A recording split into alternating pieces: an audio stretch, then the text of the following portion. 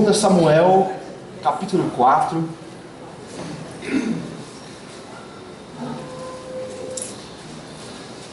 Samuel, onde fica 2 Samuel? Vai pro Coutinho. Aí eu me pergunto, quanto tempo você está na igreja? Coutinho. 3 meses, então não tem problema. Tá lá no Velho Testamento, da metade para trás e tal. Eu estou 5 anos. Vai pro Coutinho de novo. Estão sugerindo o Coutinho aqui. Aí é complicado, né, irmãos? Aí tem que ler um pouquinho mais e investir um pouco mais de tempo aí na palavra. Mas 2 Samuel, capítulo 4, versículo 4. Diz assim: Jonatas, filho de Saul, tinha um filho aleijado dos pés. Ele tinha 5 anos de idade quando chegou a notícia de Jezreel, nome bonito para o seu filho, de que Saul e Jonatas haviam morrido. A sua ama, a sua babá, o apanhou e fugiu, mas na pressa ela o deixou cair e ele ficou manco.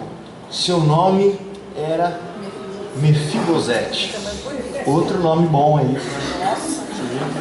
Um versículo, 2 nomes já para os futuros papais e mamães. Quando olha para Mefibosete, eu fico imaginando o que foi a vida dele.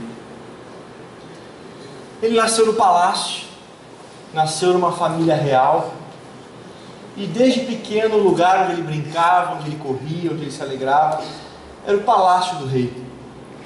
E não só isso, nos momentos de refeição, onde a família real se reunia para desfrutar da companhia um dos outros na hora do alimento, na hora da refeição, havia um lugar na mesa separado para Mefibosete. Então Mefibosete desfrutou da companhia, desfrutou da comunhão com o rei. Ele tinha um acesso próximo ao rei e desfrutava desta comunhão. Então Mefibosete, ainda criança aqui, tinha esse privilégio de estar sempre à mesa do rei, na presença do rei. O seu pai era um príncipe e ele estava acostumado a comer das melhores coisas que existiam no reino.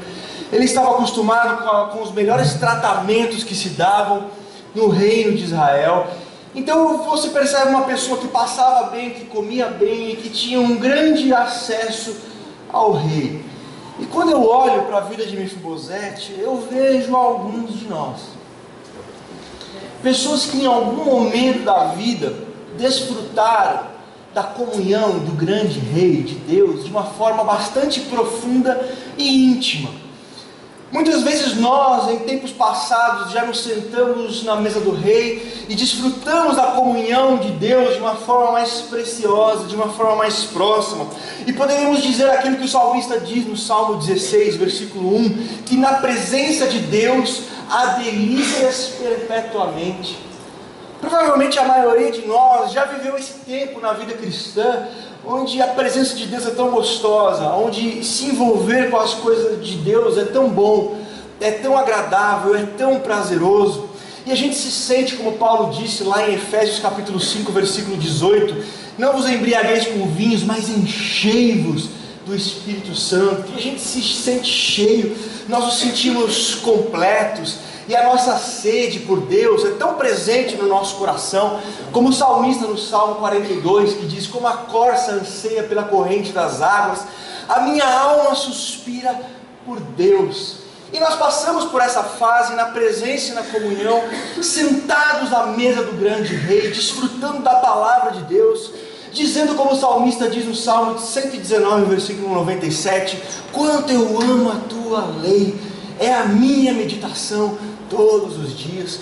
Tempo onde nós tínhamos um prazer grande nas Escrituras e nós aprendíamos histórias novas da Bíblia, e essas histórias queimavam o nosso coração, e nós sempre queríamos aprender mais e nos aprofundar mais no conhecimento.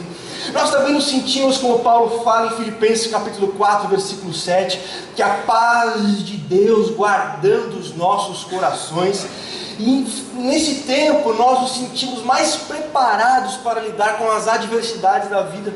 E apesar de passarmos momentos difíceis, nós sentimos a paz de Deus tomando conta do nosso coração, que em meio à guerra e adversidades que todos passamos, nós conseguimos saber que Deus era o nosso socorro e Deus estava conosco. Nós poderíamos dizer, como o salmista diz no Salmo 27:1, o Senhor é a força da minha vida. Então, todos nós já passamos por algum momento assim. Talvez você esteja passando esse momento hoje, você se sente na presença de Deus de uma forma quente, sadia e bastante satisfeito com o que você tem vivido, assim como Mefibosete se sentia à mesa com o rei Saul, com o príncipe Jonatas e toda a família real que estava com ele. Mas talvez tenha acontecido algo na sua e na minha vida parecido com o que aconteceu com Mefibosete. As coisas na vida de Mefibosete começaram a mudar. E alguém acostumado a se sentar na mesa do rei, e alguém acostumado a correr pelo palácio, alguém acostumado a brincar com outros filhos reais de uma família real, começa a ver o cenário da sua vida ser transformado, e as coisas não ficarem mais tão bem quanto estavam antes. E aí nós vemos aí no texto que quando Mefibosete tinha 5 anos de idade, aquele cenário vai se alterar, e chega uma notícia do palácio de que Israel havia guerreado contra os filisteus, e nesta guerra o rei Saul e o príncipe Jonatas haviam morrido.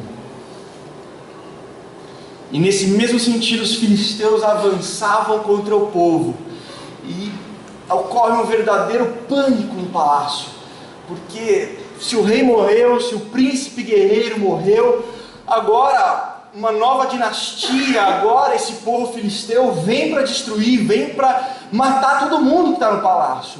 E por causa disso, por causa desse pânico no palácio, aquele palácio que era acostumado a brincadeiras das crianças, aquele palácio que era acostumado a grandes refeições e comunhão com o rei, agora se torna um lugar de pânico, agora se torna um lugar de correria, agora se torna um lugar de medo, de apreensão, onde não se sabe quem vai sobreviver, quem vai morrer, há um perigo de morte presente e real naquele lugar. E uma babá, uma ama, no desejo de guardar e proteger o Mefibosete, que tinha 5 anos de idade, e não conseguiria por si só fugir daquela situação, ela o tenta salvar, mas diante da pressa, da ansiedade, daquela correria, de tudo aquilo que envolve uma guerra e morte, algo que nós não conhecemos muito bem, porque não passamos por essa situação, de presenciarmos pessoas morrendo à espada na nossa frente. A gente percebe a violência de São Paulo, mas nada comparado àquelas guerras que aconteciam olho no olho, na espada. Então aquela mulher apavorada pega aquela criança, tenta sair correndo do palácio, porém algo acontece. Nós não sabemos se ela escorregou, nós não sabemos se ela estava carregando outras coisas que não só Mefibosete, mas diz o texto que Mefibosete, acostumado a comer na mesa do rei, acostumado a brincar no grande palácio de Saul, ele cai no chão, e nessa queda os seus pés se quebram.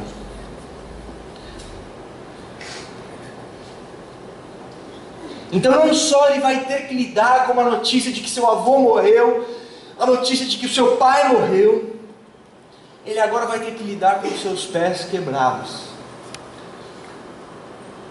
Pés quebrados que vão lhe deixar com uma marca para sempre. Diz o texto que Mefibosete, por causa daquele quebrar de pés, se tornou uma pessoa manca, mancando dos pés. E até existia medicina naquela época, eles colocavam aquelas talas, mas alguns tipos de quebradura não eram possíveis mais de ser consertados, porque não se tem a tecnologia de hoje.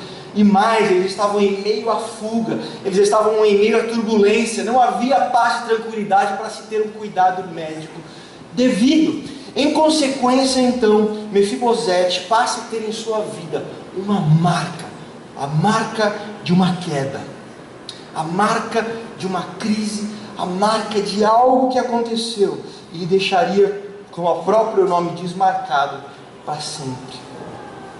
E por causa disso, outro rei vai assumir Israel, que esse rei era o rei Davi. Porém, naquela época, existia um costume bastante triste, que quando uma nova família real assumia o poder, esse novo rei, ele exterminava toda a família anterior, para que não houvesse perigo de que alguém quisesse vingar ou reivindicar o reino. O novo rei fazia questão de matar e exterminar todos os da família anterior. Nós temos relatos na história bastante fortes e complicados de pessoas que sofreram. Você tem, por exemplo, reis da Síria que pegavam os seus adversários, quando assumiam o rei, pegava a família do rei anterior, matava, cortava em pedaços e entregava aos cães, por exemplo. Então era um costume da época. E sem saber Mefibosete quem iria assumir o poder ou não, ele fugiu para um lugar chamado Lodebar. Lodebar significa lugar deserto, lugar sem pastagem, lugar sem pão. Olhe para Mefibosete e a mudança do cenário da vida dele. Alguém acostumado com a comunhão do rei, com a mesa do rei, com o palácio, com a intimidade do rei, de repente se vê sem avô, sem pai, com seus pés quebrados, com a marca de uma queda em sua vida, e agora está escondido, com medo no lugar, por saber de tanto que já morreram naquela região do Oriente Médio, que morreram porque um novo rei se levantou. Ele não ia esperar para ver o que ia acontecer, e se manteve neste lugar por quase 20 anos, em Lodebar, um lugar sem pão, sem pastagem, um lugar de necessidade. Alguém acostumado à fartura do palácio, agora tem que viver e se adaptar às necessidades de um lugar sem pastagem, de um lugar sem pão. Olhando para Mefibosete, eu percebo que às vezes a nossa vida espiritual representa esse acontecimento. Apesar de muitas vezes nós termos no sentido cheio do Espírito Santo, com fome de Deus, amor à sua palavra, inspiração pela presença do Senhor, desejo de alcançar outras vidas, desejo de ser instrumento de Deus para ver outras vidas restauradas, libertas de vícios, libertas da ação do diabo, desejo de alguma forma contribuir para o avanço do reino. Muitas vezes nós somos marcados por algumas situações na nossa vida que fazem de nós uma pessoa com um problema nos pés, uma pessoa com o mesmo problema de Mefibosete, que teve seus pés quebrados. E assim como ele passa a ter uma marca de uma queda, algumas situações trazem marcas às nossas vidas e que refletem no nosso dia a dia e nos mandam para Lodebar, um lugar sem pão, um lugar sem pastagem, um lugar sem satisfação. E aí parece que a vida espiritual é como almoçar algodão doce, onde você faz algumas coisas que às vezes são doces na boca, mas que não tem consistência no estômago, onde você se alimenta, mas continua com fome.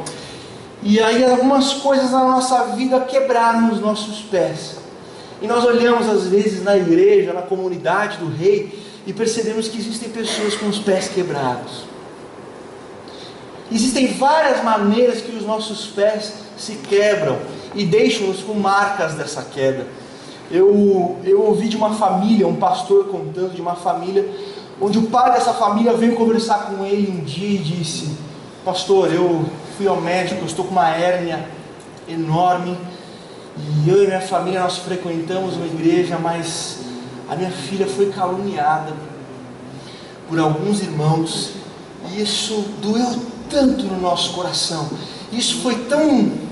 nós nos sentimos tão traídos e ofendidos por aquilo que aconteceu, que a alegria da nossa casa acabou. E nós até frequentamos a igreja, vamos à igreja, mas há um sentimento de amargura nos nossos corações, na nossa família, que resultou inclusive nessa hérnia que eu tenho aqui, porque existem doenças psicossomáticas, doenças que refletem no corpo um problema da alma. Então, aquela família estava com seus pés quebrados. Por quê? Porque no momento uma calúnia foi levantada contra alguém daquela casa, e isso foi tão duro, foi tão pesado para aquela família, que eles simplesmente perderam aquele fervor que eles possuíam e se tornaram pessoas com pés quebrados, vivendo em Lodebar, um lugar sem pasto, sem satisfação espiritual. Eu tenho uma amiga também que começou a namorar. Ela não é daqui, então não dá para contar a história dela. E era uma pessoa tão promissora nos caminhos de Deus, era uma pessoa que amava tanto a Deus e tão próxima de Deus. E ela começou a namorar e não há problema nenhum em namorar. Só que o namoro para ela foi extremamente destrutivo. A pessoa era cristã também, mas foi triste ver a decadência daquela pessoa. Foi triste perceber que ela foi tendo seus pés quebrados por causa daquele relacionamento e não foi percebendo. E algumas pessoas comentaram, mas é difícil conversar com alguém apaixonado, né? E os apaixonados que estão presentes digam amém. Mas é algo que a gente às vezes não pensa mais direito e a gente foca tanto no relacionamento que não percebe que algumas coisas podem estar atrapalhando e prejudicando a nossa vida. E aí um namoro errado pode quebrar os nossos pés. Eu fico olhando, por exemplo, para Moisés. Moisés teve seus pés quebrados também. Moisés, quando tinha por volta dos 40 anos e viu o povo que ele fazia parte e um egípcio maltratando um judeu, um hebreu, ele viu aquilo, ficou indignado, foi lá, matou aquele egípcio, escondeu na areia, e no dia seguinte ele viu uma briga entre dois hebreus, e aí ele foi apartar o pessoal: aqui te colocou o rei sobre nós, vai matar a gente também, igual você matou o egípcio? Enfim, ele teve que fugir, foi para o deserto, ficou 40 anos no deserto com os pés quebrados. E o que quebrou os pés de Moisés? A frustração de ter uma ideia, de ter um projeto, tentar fazer alguma coisa para melhorar uma situação e perceber que não resolveu. Então às vezes nós temos uma ideia, nós temos um projeto, nós queremos ajudar de alguma forma em alguma coisa, e aquilo passa a ser um motivador da nossa vida, mas quando a gente toma uma atitude, percebe que a atitude mais prejudicou do que acertou. Então Moisés percebeu: puxa, eu queria ajudar o meu povo, queria fazer algo de bom, mas simplesmente eu atrapalhei mais ainda qualquer tipo de processo de libertação. Porque pensa assim, Moisés foi com o coração, assim, o que ele ia fazer? Ele ia matar um egípcio por vez, enterrar todo mundo e o povo estava liberto? Isso não ia acontecer, mas aquele impulso, aquele desejo de fazer algo melhor, mas quando de repente acontece algo ruim daquilo, vem a frustração sobre os nossos corações e às vezes os nossos pés se quebram nessa hora. Nós temos visto na história da igreja muitos pés sendo quebrados por causa de pecado também. Pessoas que tinham uma intimidade tão linda com Deus, mas em algum momento se envolveram com pecado e por causa disso, por causa dessa marca e destes pés quebrados, simplesmente hoje estão vivendo em Lodebar. Outras pessoas estão vivendo em Lodebar por causa de decepções. Pessoas que ela confiava, inclusive dentro da igreja, foram as pessoas que na hora que ela precisava viraram suas costas. Foram pessoas que ela acreditava que eram amigos e irmãos sinceros, mas descobriu que nem sempre é assim. E essa decepção fez com que essa pessoa se mudasse para Lodebar espiritual, um lugar vazio, um lugar sem pastagem, onde não há mais realidade viva espiritual. Outras pessoas têm os seus pés quebrados pelo ritmo da vida. Perceba que nem tudo que quebra os nossos pés é pecado. Aquela ama tinha uma boa intenção, ela queria proteger a vida de Mefibosete, mas aconteceu. Coisas boas também podem quebrar os nossos pés em alguns momentos. E o ritmo da vida, que envolve o nosso trabalho, os nossos relacionamentos, o nosso estudo, enfim, o nosso papel como agentes sociais na sociedade, tem a sua importância na nossa vida, mas algumas vezes estas coisas dominam tanto o nosso coração e se tornam prioridade na nossa vida de tal forma que todo aquele brilho que nós tínhamos com Deus acaba sendo roubado por esse fluxo da vida, por esse ritmo da vida e por essa correria atrás das coisas da nossa sociedade, que muitas vezes são boas e devem estar presentes nas nossas vidas, mas quando elas começam a perder o equilíbrio, quando elas começam a se tornar senhores do nosso coração, os nossos pés vão sendo quebrados. E infelizmente nós temos muitas pessoas que uma vez já brilharam, pessoas que uma vez já tiveram uma comunhão profunda com o Rei, mas hoje estão aliançados com os cuidados da vida, de tal forma que a realidade espiritual delas é a realidade de Lodebar, um mundo sem satisfação e sem alimento suficiente para a vida delas. E quando a gente fala de alimento espiritual, é aquilo que Jesus falou lá em João 4, olha, a minha comida é fazer a vontade de Deus. Então a pessoa que está em Lodebar espiritual é alguém que não está vivendo a vontade de Deus para ela. Pessoas que sabem que tem um chamado, pessoas que sabem que Deus tem um propósito para a vida delas, mas por algum motivo, seja pecado ou não seja pecado, essa pessoa passa a ter os seus pés quebrados e se muda para Lodebar. Tem um texto em Hebreus 12:1 que diz que nós temos que deixar todo o embaraço e o pecado. Há coisas que nos prendem porque são pecados, há coisas que nos prendem porque são embaraços. E às vezes a gente até se liberta dos pecados da nossa vida, mas muitas vezes a gente permite alguns embaraços da nossa vida. E aí nós temos que identificar quais são esses embaraços, que por mais que não estejam lá, olha, isso aqui é pecado, ter a sensibilidade de perceber que aquilo está nos roubando, que aquilo está quebrando nossos pés, que aquilo está nos fazendo mudar para Lodebar, e perceber e se desfazer desses embaraços, dessas situações. Enfim, nós poderíamos falar de tantas situações capazes de quebrar os pés no relacionamento familiar. Talvez o seu pai falou alguma coisa para você, a sua mãe falou alguma coisa para você, talvez você em casa não é uma pessoa benquista pelos seus irmãos, pelas suas irmãs, e todas essas coisas vão minando os nossos pés, e vão quebrando os nossos pés, e vão nos mandando para Lodebar, para longe da presença do Rei, para longe da comunhão do Rei. Bom, essa é a história de 2 Samuel, capítulo 4, versículo 4. A partir do versículo 5, o texto vai mudar de ênfase, como nós vimos aqui.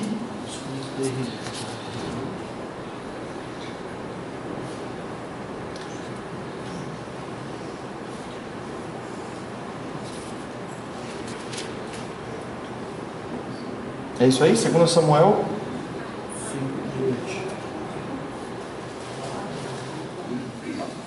4:4. A partir daí você não vai ouvir mais falar em Mefibosete nesse texto. Aí você fica, puxa vida, mas que coisa mais estranha, que história de final feliz. Vamos orar então, irmãos, vamos passar para a ceia agora. Está todo mundo feliz, contente, bem animado agora, está todo mundo inspirado, empolgado para participar da ceia. Você vai falar, peraí, a história vai acabar assim, com Mefibosete longe, e Mefibosete em Lodebar, numa terra sem pão, numa terra sem pastagem, com os pés quebrados. A história não termina aí. Convido você para ir para 2 Samuel, capítulo 9.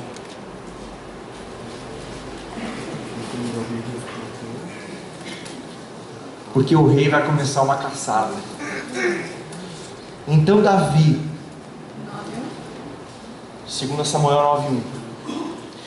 Então Davi perguntou: ainda resta alguém da família de Saul para quem eu possa fazer o bem por amor de Jonatas?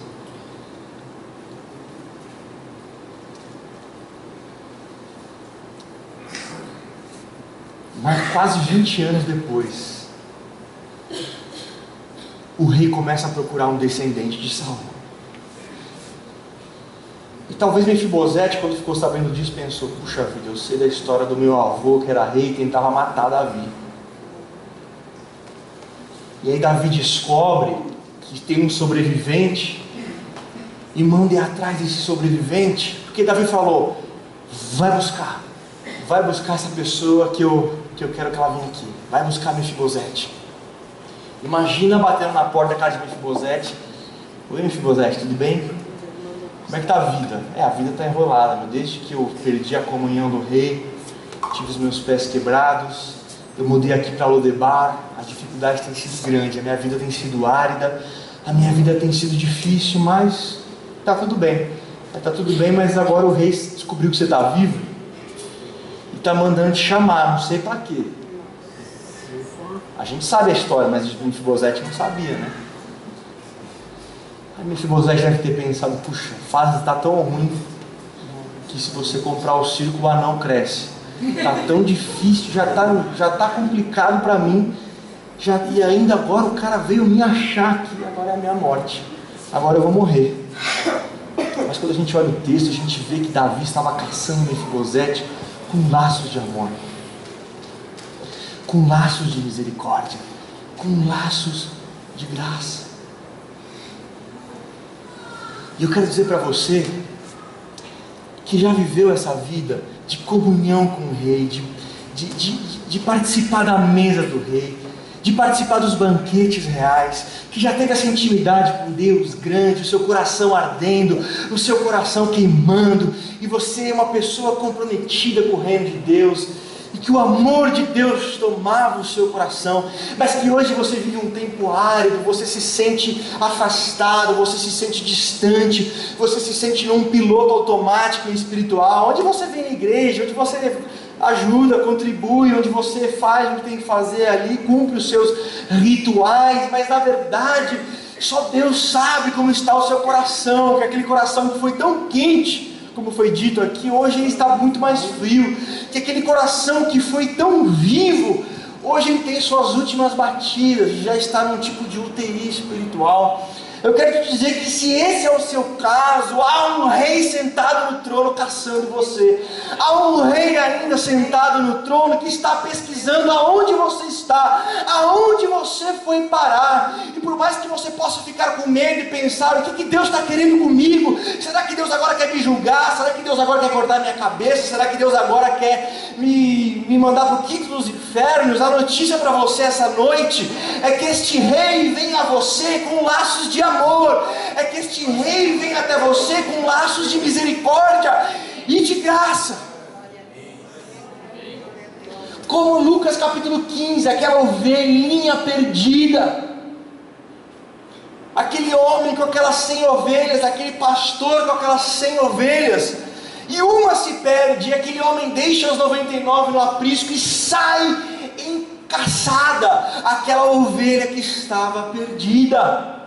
Assim como aquela mulher, também no capítulo 15, uma parábola, que Jesus é a mulher da parábola, o que seria uma loucura falar naquela época. Jesus falando, eu sou como a mulher que perdeu uma dracma, mas tem 9, mas ainda falta uma, então eu vou caçar a dracma perdida. Ou como a parábola do mesmo capítulo do filho pródigo, onde um filho vai embora, e o coração do pai ardente, que o pai também representa Jesus na parábola, está aguardando, está ansiando pela presença do filho, e quando o filho surge no horizonte, aquele pai sai em disparada para encontrar aquele filho, e antes que o filho termine de falar, o pai já o leva para casa e restitui a posição dele.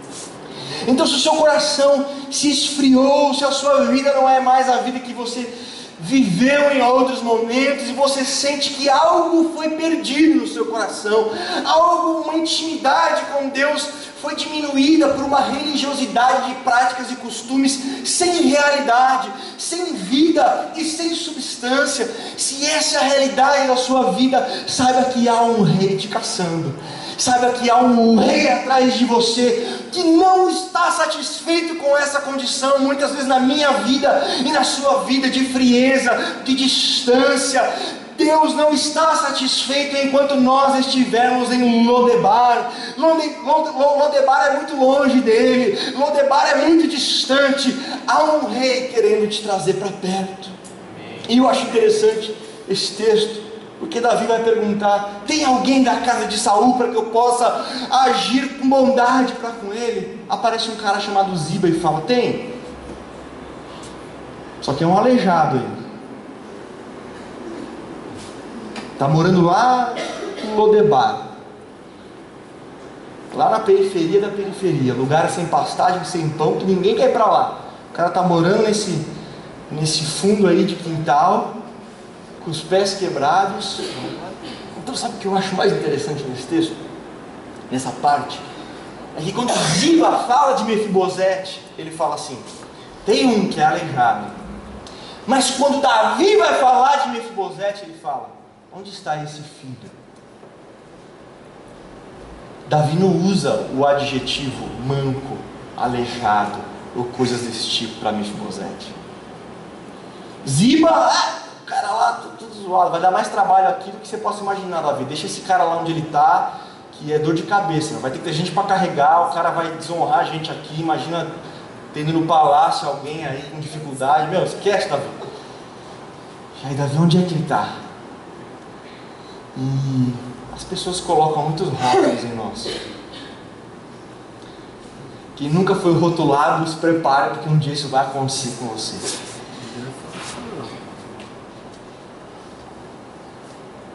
Ah, o fulano, aquele que não dá para confiar direito. Ah, aquela lá que dos mais baixos aos mais menos baixos adjetivos, todos nós já recebemos algum rótulo nas nossas vidas. Ah, aquele que não tem mais jeito. Ah, aquele chato. Ah, aquele falador, falante. Ah, aquele mentiroso. Ah, não. E um adjetivo, um adjetivo, um adjetivo. E Davi não coloca adjetivo. O grande rei está te caçando, não para te colocar fachadas que as pessoas colocaram em você. Esse grande rei vem atrás de você por aquilo que você é e não por aquilo que você fez. E as pessoas podem colocar muitos rótulos na minha vida e na sua vida por aquilo que nós fizemos. O grande rei está atrás de você por aquilo que você é. Olha o versículo 6. Então Mefibosete, filho de Jonatas, filho de Saul, veio a Davi e se prostrou com o rosto em terra e fez reverência. Davi perguntou: Mefibosete? Ele respondeu: aqui está o seu servo. Então Davi lhe disse: não temas. Pense que o cara estava tremendo nas bases, agora eu vou morrer. Davi diz: não temas, porque certamente serei bondoso para contigo por amor de Jonatas teu pai, e te restituirei as terras de Saul teu pai, e tu sempre comerás a minha mesa. Deus. E Mefibosete, quando tinha 5 anos de idade, comia na mesa do rei, desfrutava da presença do rei, desfrutava da companhia da família real, e que foi com os pés quebrados para Lodebar, foi afastado. Quase 20 anos depois, volta para a mesa do rei, volta a se sentar na mesa do rei, e ele muda de Lodebar para Jerusalém. Ele sai da terra que significava lugar sem pastagem, lugar sem pão, para o lugar que significava cidade de paz. Mefibosete, você viveu num lugar de guerra, você viveu tempo de guerra, você viveu momentos árduos na sua vida. É hora de você voltar a desfrutar da presença do rei em paz, na paz de Deus. Sabe como é que se chama isso na Bíblia? Graça. Graça. O que Mefibosete tinha feito para Davi, para que Davi fosse obrigado a colocá-lo na mesa? Ah, ele fez uma promessa para Jonatas. Não fez, não. A promessa para Jonatas é que ele não ia matar os descendentes. Colocar na mesa do rei, Davi não prometeu, não. O colocar na mesa do rei de novo se chama graça. E a comunidade do povo de Deus é uma comunidade da graça de Deus. E lendo mais um texto aqui, o versículo 8. Então Mefibosete lhe fez a reverência e disse: quem é teu servo para atentares para um cão morto como eu? Qualquer pessoa que entende a graça de Deus, qualquer pessoa que recebe essa salvação e esse presente não merecido de Deus que nós recebemos, e realmente entende isso, só tem um lugar onde essa pessoa pode se colocar: aos pés do grande rei.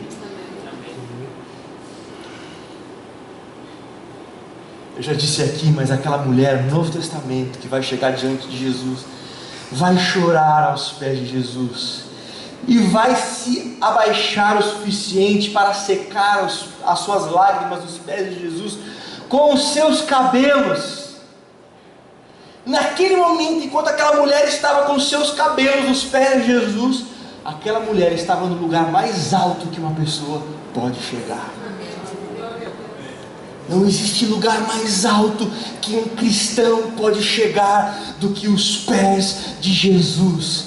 Não tem título, não tem cargo, não tem fama, não tem que seja maior do que estar aos pés de Jesus. E só pode ir aos pés de Jesus quem entende a graça, quem entende que foi alvo de um favor imerecido e que se estamos em algum lugar, e se algo tem acontecido na nossa vida de bom, é porque nós fomos alvos da caçada do grande rei, que nos buscou, muitas vezes em nosso pecado, em nossa frieza, em nossa dureza, em nossa teimosia, em nosso egoísmo, em nossa miséria, e disse: há um lugar na mesa do rei para você. E aí, quando nós entendemos isso, não há como não fazer o que Mefibosete fez, e foi se prostrar e dizer: quem sou eu para que o Senhor se importe assim comigo? Quem sou eu? Tem um autor que chama Charles Swindoll. Ele faz uma conjectura do que começou a acontecer na casa de Davi. Imagine a hora do almoço, aquela mesa enorme, aquela sala real, toda decorada, toda bonita, aquela mesa grande para comportar uma família grande, os talheres, todos eles de prata, os pratos, todos eles adornados, bonito, aquela mesa toda preparada para um grande banquete. E chega na mesa o grande rei Davi, e se senta na cabeça da mesa. Daqui a pouco se ouve uma porta abrindo, a porta da biblioteca. Sai da biblioteca Salomão, estudioso, sábio, que depois vai se tornar o homem mais sábio da terra. Sai da biblioteca e vem à mesa do rei. De repente se vê também chegando o filho Absalão. Diz a Bíblia que ele não tinha defeito nenhum, de tão bonito que era alto, aí chega aquele filho bonito, aquele filho lindo, entrando, tal, todo fortão, e assim, filho após filho de Davi vai chegando, e vai sentando na mesa do rei. Aí daqui a pouco começa a se ouvir um barulho.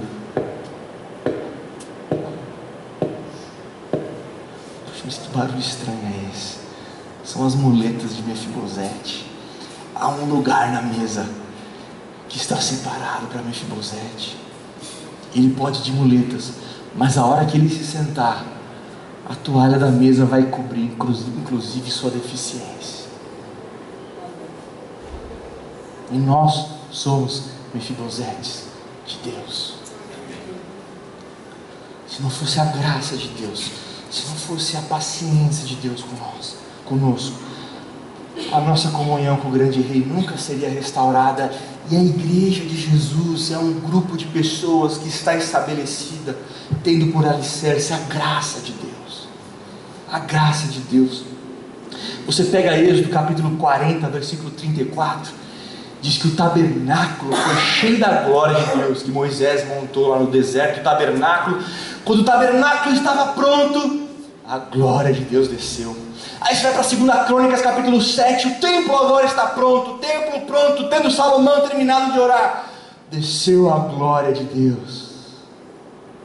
Há 2000 anos atrás, João capítulo 1, versículo 14, diz que o verbo se fez carne e tabernaculou entre nós, ou seja, criou o seu tabernáculo, e nele vimos a glória do unigênito de Deus. Você tem o tabernáculo, a glória de Deus. Você tem o templo, a glória de Deus. Você tem em Cristo, a glória de Deus. Mas e agora? Para onde foi a glória de Deus? Onde foi parar a glória de Deus? 2 Coríntios, capítulo 4, versículo 6. A glória de Deus está em nós. Aí antes alguém possa falar: estou com tudo então. Porque se o tabernáculo estava com a glória de Deus, o tabernáculo, o templo com a glória de Deus, o templo, Jesus representava a forma mais clara da glória de Deus, sendo Ele mesmo Deus. E aí agora eu tenho essa glória dentro de mim. Aí o versículo 7 vai dizer: só que em vasos de barro, para que a excelência do poder seja dele, não nós. Nós somos uma comunidade de vasos de barro, que são frágeis como era frágil Mefibosete, que caiu de uma altura baixa e já foi suficiente para quebrar os seus pés. Nós também somos como vasos de barro, que temos algo valioso dentro de nós, temos algo rico dentro de nós, mas nós somos barro. Mas esse vaso de barro pertence ao grande rei. Há um lugar na mesa para Mefibosete. Sabe uma das coisas mais interessantes na Bíblia? É a graça, no Antigo e no Novo Testamento. Você se lembra? 2 Samuel capítulo 24, o maior pecado de Davi, que não foi o adultério. O maior pecado de Davi foi a sua arrogância de rei e confiar no seu poder. E um dia Davi chegou e falou: eu quero saber, fazer um censo de quantas pessoas estão no meu reino, para saber onde é que chegou o meu poder, qual é a minha força, aquilo que eu conquistei. E aí, quando ele recebe o censo em suas mãos, ele percebe que pecou. E aí Deus fala para ele que ele tem que comprar a ira de um jebuseu. Olha, compre a ira de Araúna, o jebuseu, e lá faça um altar em sacrifício, e o seu pecado vai ser perdoado. Aquela história que os irmãos conhecem, Davi chega: olha, eu quero comprar sua terra. Não, pode ficar, é sua, não tem problema. Não, daria eu ao Senhor alguma coisa que não me custasse.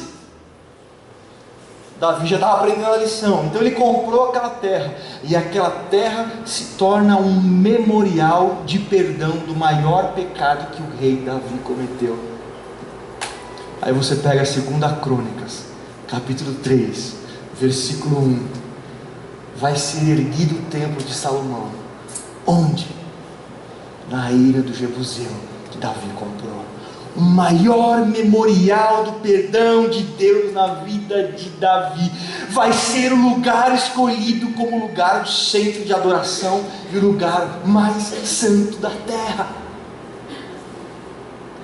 E todo judeu que entrasse no templo e falasse: esse é o grande templo de Salomão, e a glória de Deus, e o templo, teria que se lembrar: aqui é um memorial do nosso pai Davi, do grande rei Davi, que foi perdoado. O templo havia sido erigido sobre o perdão de Deus.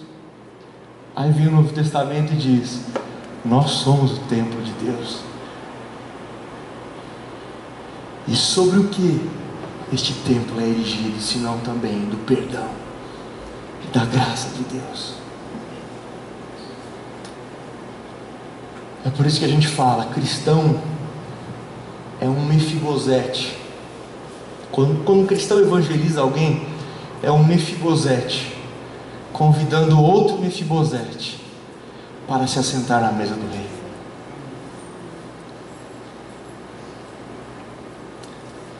E hoje nós vamos nos assentar à mesa do rei. Hoje é dia de ceia, e talvez isso representa o que está no seu coração. E você se sente um Mefibosete, distante, em Lodebar, com os pés quebrados. Há lugar na mesa para pessoas com os pés quebrados. E essa é a nossa salvação, porque no final das contas, todos os nossos pés foram quebrados, de todos que estão aqui. E todos nós trazemos ainda na nossa vida e no nosso corpo algo da velha natureza. E todos nós aqui, se tivéssemos a nossa vida dessa semana revelada, os nossos pensamentos, palavras e atitudes, e Deus chegasse aqui hoje: olha, eu vou mostrar para a igreja inteira tudo que você falou, pensou, fez, deixou de falar, deixou de fazer, deixou de pensar. Quem aqui dentro não se esconderia debaixo da cadeira, ou então sairia correndo antes de qualquer coisa acontecesse? Por quê? Porque ainda há marcas da nossa queda. Assim como o Mefibosete foi para a mesa do rei com marcas da queda, nós também ainda temos algumas marcas. Vamos ficar de pé?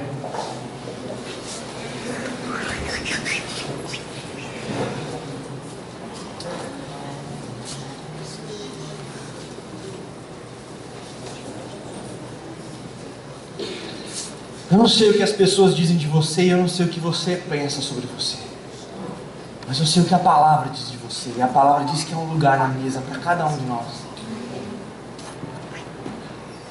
que aquela comunhão tão profunda que nós já tivemos um dia pode ser restaurada. E Mefibosete vai desfrutar os seus dias agora na mesa do rei de novo. Vamos orar. Que essa ceia seja diferente para o seu coração hoje. Que se você já tem usufruído da mesa do rei, que você celebre isso essa noite. Mas que você, se você tem se sentido distante da mesa do rei, com seus pés quebrados, que seja uma noite de um marco na sua vida, onde as coisas mudem, e você se deixe ser preso por esses laços do amor de Deus, para que Deus traga de volta tudo aquilo que Ele já começou a fazer na sua vida, e que possa estar suspenso por algum motivo. Então, vamos orar. Vamos orar. Eu não vou fazer apelo, eu gostaria que você pudesse ficar no seu lugar mesmo. E aí no seu lugar você vai conversar com o seu grande rei. O grande rei que te chama, mas com um coração de bondade e de amor.